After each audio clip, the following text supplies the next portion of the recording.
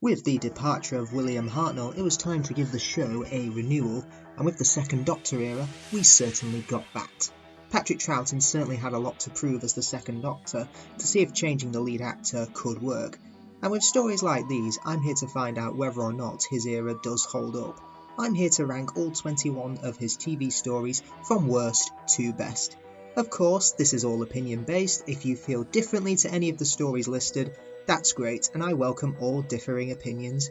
Without further ado, let's journey back to 1966 and rank every story from the Second Doctor era. Starting with the ultimate bottom of the barrel, we have number 21, The Space Pirates. Allow me to show my reaction after experiencing the story for the first time. What the hell is that? Whenever I think what's the worst of 60s Who, I probably point to this one. I think the main problem is that this doesn't feel even remotely like Doctor Who. The TARDIS trio don't even appear until 15 minutes into episode 1 and are trapped in one drab cell until part 3. The conflict and side characters, which are given way more focus than the regulars, is dull as dishwater, and with the TARDIS team barely in this, there's not much entertainment to be found here. I struggle to believe this was written by Robert Holmes, who went on to become one of the most acclaimed writers of the entire series, but every great writer has their duds, I suppose. We have episode 2, it's boring. We have the soundtrack, that's boring as well. Maybe the visuals make up for it, but if this story is found or animated, let's just say I won't be brimming with excitement. For being excruciatingly mind-numbing and dull and look up in the thesaurus for other words that mean boring, The Space Pirates rightly deserves to be the worst of the Second Doctor era, due to having barely any Doctor in it. Number 20, Dominators. I genuinely debated putting this story or The Space Pirates as the worst, and don't get me wrong, this story is awful, but at least the regulars are in it, albeit looking tired and bored, but at least they're in it. You know a story is bad when not even the writers wanted their names on this serial. This story could have been interesting satire on flower power and the dangers of pacifism, but why should we give two flying quarks about the Dulcians when they are so laid back about the whole affair of being subjugated? You have to wonder why the Doctor didn't just bugger off in the TARDIS and leave them all to being dominated. I'll take that the wrong way. Dominators constantly bicker and argue, and the fact that the writers thought that the quarks have been the next Daleks is just laughable, and that's being kind. The story commits every sin you might imagine 60s Who be capable of. Cheap sets, drab location work, static performances, and a general feeling of tiredness to the whole piece. In truth, very little of black and white Doctor Who is anywhere near as bad as this. The Dominators is a hugely embarrassing season opener to a pretty good season, and easily one of Troughton's worst. Do yourself a favour and don't marathon The Wheel in Space and The Dominators back to back. You'll seriously question why you're a Doctor Who fan. Speaking of which, number 19, The Wheel in Space. Two things occurred to me whilst watching this story. One, the base Under Siege format that was dominant in Season 5 has well and truly run dry, and two, the original script editor and writer David Whittaker, who'd been with the show since the start, has clearly run out of ideas. The direction lacks claustrophobia, atmosphere and tension, and the plot is just a tick list of mundane procedural events. Have we ever had the Cybermen be more boring than they are here? They sit mooching about plotting and scheming and have no type of visual menace at all. Their voices are so lax and lethargic, they even sound like they can't be bothered. Their plan is so insanely convoluted I'm still scratching my head as to why they're invading the Wheel in the first place. They supposedly need it to invade Earth, yet have the resources to ionize a star and cause a meteor shower? If anyone can explain what their plan is to me, I'd be very happy to hear so. On a positive note, this is a fairly good introduction for Zoe Herriot, a companion whose brains could easily rival the Doctor's, but that's not enough to save this story. It's a crying shame that one of my favourite seasons and writers had to end this way. For being a convoluted mess, The Wheel in Space needs a lesson in manly hearts, me buckle. Number 18, Underwater Menace. This is a story I consider to be the Troughton equivalent of The Chase. Embarrassing and ridiculous, but I like it ironically, shall we say. The Underwater Menace falls into the category of so bad it's good for me. The serial is filled to the brim with ridiculous hijinks and laughable production values and performances. It has the tone and look of a camp cheap B-movie, and it doesn't do itself any favours. Joseph First may be funny in the wrong way as Professor Zaroff, but the character is so OTT and daft I struggle to take him seriously as a threat. The music is ear-piercingly annoying, and the less said about the fish people the better. Not much really to say about this one, other than it's entertainingly bad. For being the room of Doctor Who's serials, I'm going to have to leave The Underwater Menace in the top 18 Troughton. Number 17, Crotons. It exists. Number 16, Highlanders. You may think I'm being too harsh on who is essentially my favourite Doctor. Trust me, we're now into the stories that I can start calling good.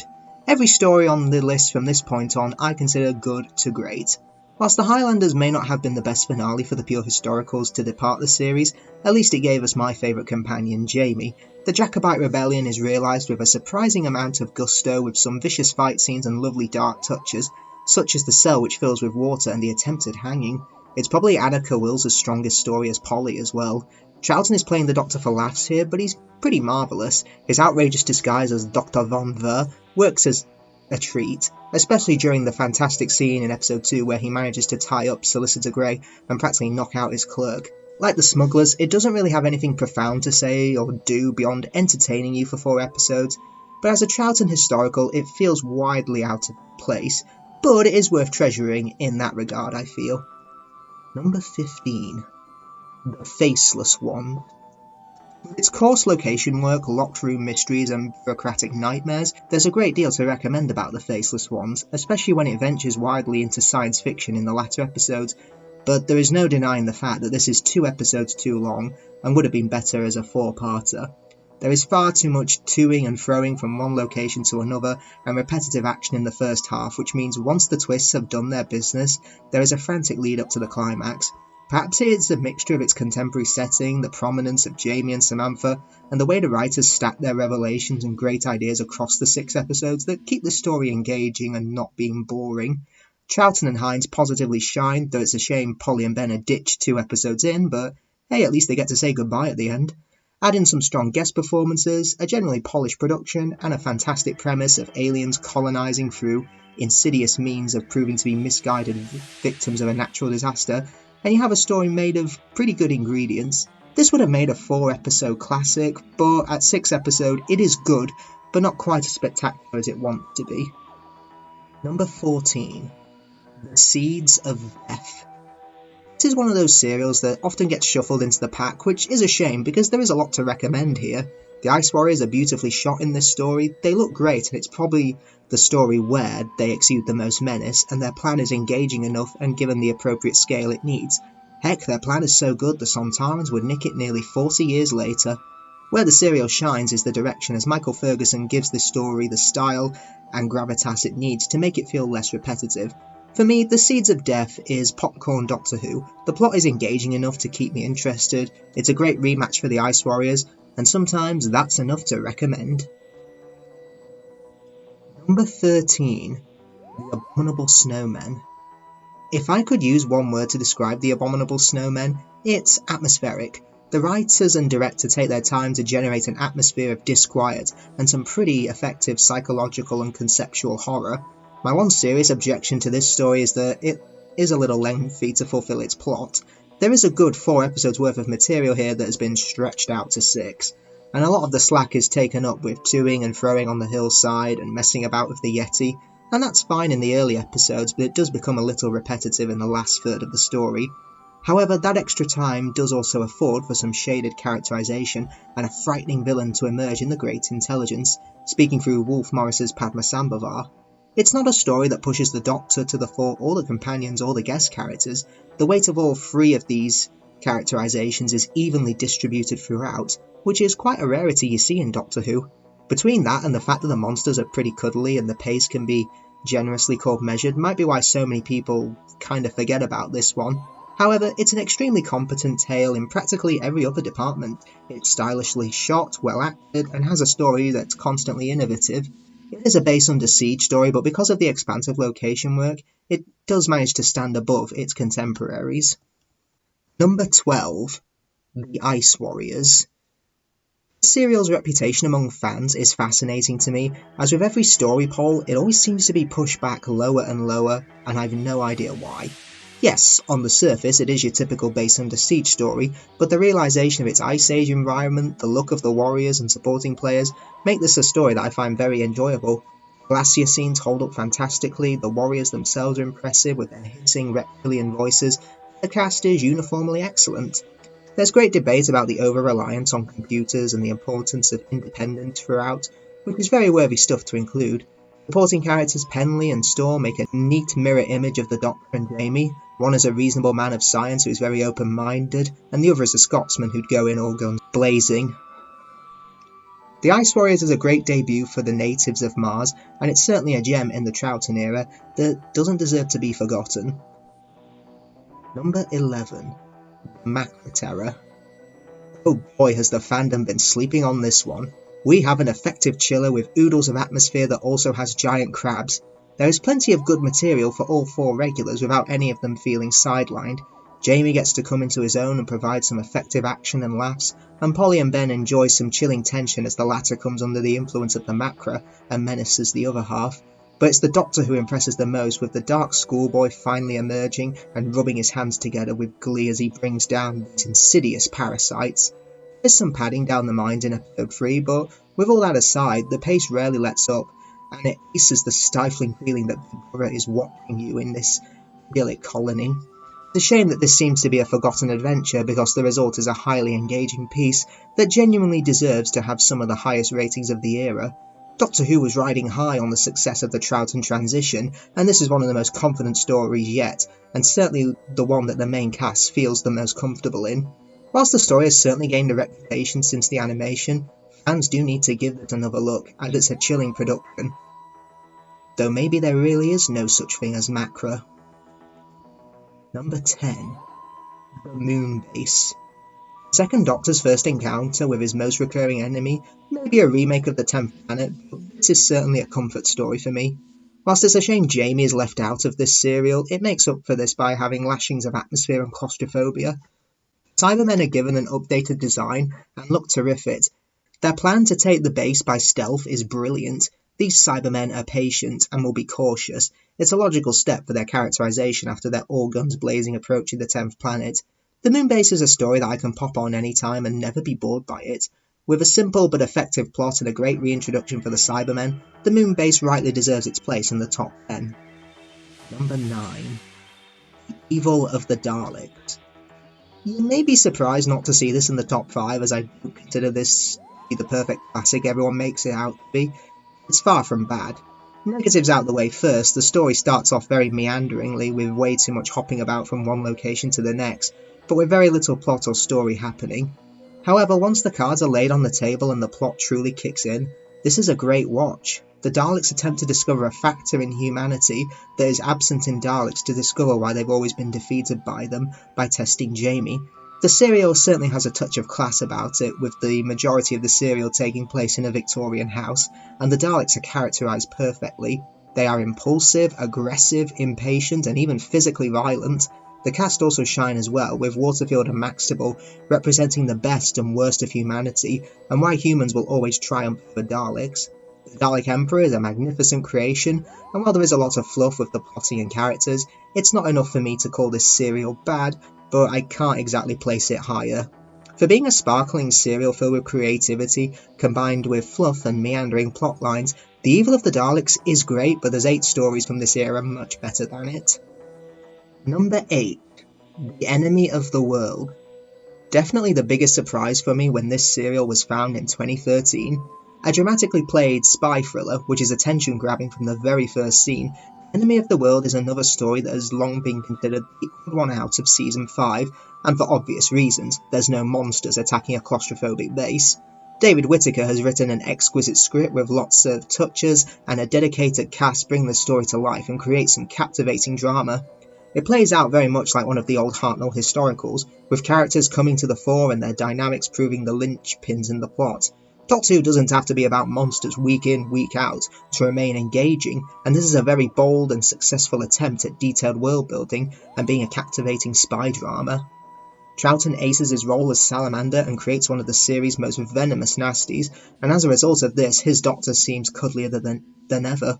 Barry Letts comes down quite hard on his directorial debut, but this just might be his finest work on the series, displaying none of the technical difficulties of his later tales and coaxing some lovely performances from his cast.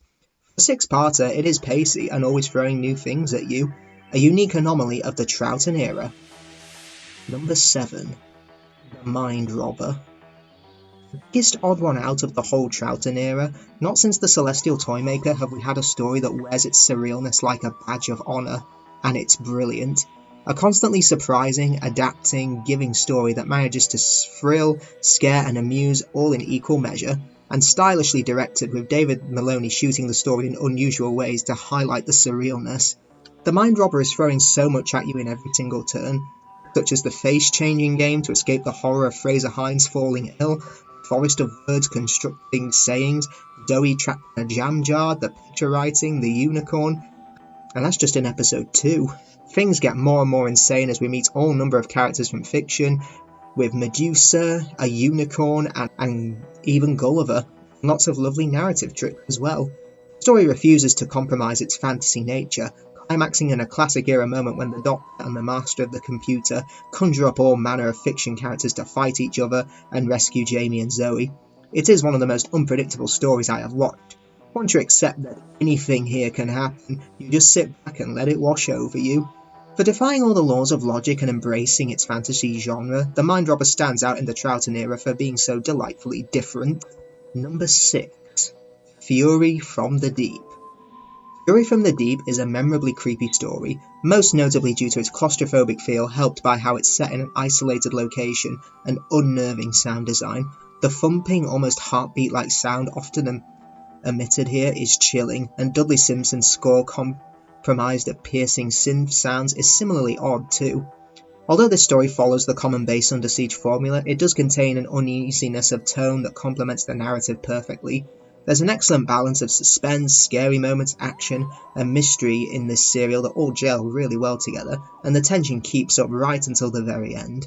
The idea of killer seaweed is simple yet so effective, and it has a really sweet departure for Victoria, where the pressure of having to feel afraid and scared all the time finally takes its toll on her, and she leaves to be with a new family.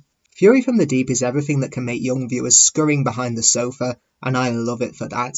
For being a terrifying piece of TV, Fury from the Deep is great, but it's just shy of the top 5. Number 5. The Invasion. The longest Cyberman story and a test pilot for the format of the series going forward into the 1970s, there are a stack of compliments to be handed out to The Invasion. I'm not even sure where to begin. Douglas Camfield is still, in my opinion, the finest director ever to work on Doctor Who, and we were definitely fortunate for him to be booked onto this serial, as the imagery is memorable, the action is exciting, and the story is shot in an unusual way that gives it contemporary visual dimension. Then there is the top-notch team of the second Doctor, Jamie and Zoe, who all get stellar moments and have developed a supremely watchable chemistry by this point.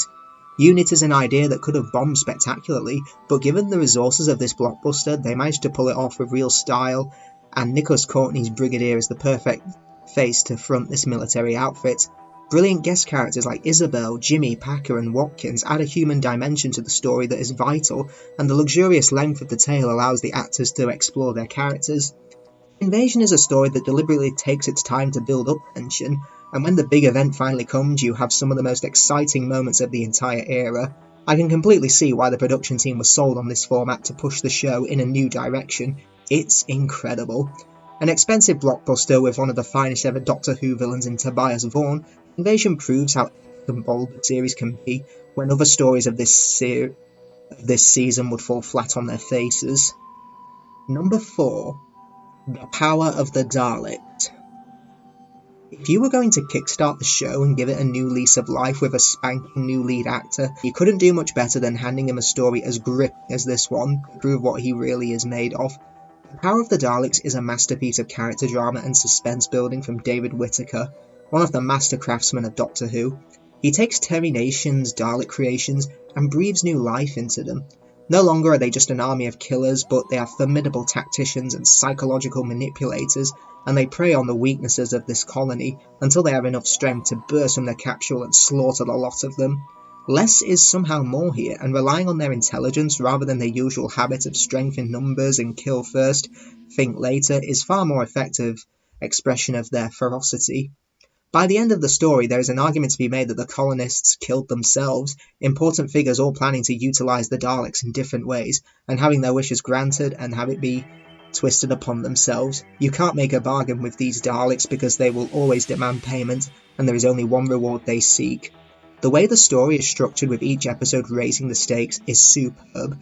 Daleks are revealed in a decrepit state, they are broken into service, they gather resources, they kickstart their own production line, they build up an impressive fighting force, and finally they break free of the capsule and set off to massacre the people who have made their resurrection possible.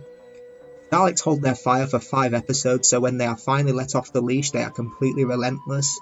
Tension is gripped from episode 1, it builds exceptionally and climaxes in an unforgettable bloodbath in the final episode. This is an all-powerful backdrop for the new Doctor to establish himself against. Patrick Troughton emerging from this drama as an impish, awkward, intelligent and modest version of the hero we have adjusted to. He does get some alone time with both Polly and Ben, and they both get the chance to evaluate the man and arrive at the same decision come the ending. This is the Doctor, but an exciting, fresh version of the man. For being one of the greatest Dalek stories ever written, The Power of the Daleks rightly deserves its place in the top 5 Troughton. Number 3. The Web of Fear. As a sequel to The Abominable Snowmen, The Web of Fear cleverly takes all its predecessors' elements and cleverly subverts them. Open space of the Himalayas? Gone. We're now in the London Underground. The pacifist monks? Gone. Meet the British Army. Yeti looking cute and cuddly? Gone. Now have bright eyes and kill you with web guns. The Web of Fear is practically all style, and most of this is down to the director, Douglas Camfield, and with the most conceptual and opaque villain the show has ever produced. The fact that the Great Intelligence is such an unknowable threat is what makes it so effectively scary, and there's nothing wrong with a classically presented serial, especially when it's as brilliant as this. This is one of those few 6-parters that fully justifies being 6 episodes long, as you could watch this all in one go and never be bored by it. If you allow yourself to get suckered into its oppressive, claustrophobic and paranoid atmosphere, this is the ultimate horror who. The idea of characters fighting for their lives in a claustrophobic setting has been done before, but never quite as stylish as The Web of Fear. Number 2. The War Game. Ultimate Doctor Who are epic and 10 episodes of pure magic. The way this story stacks up its revelations and becomes more vast and epic as it progresses is breathtaking.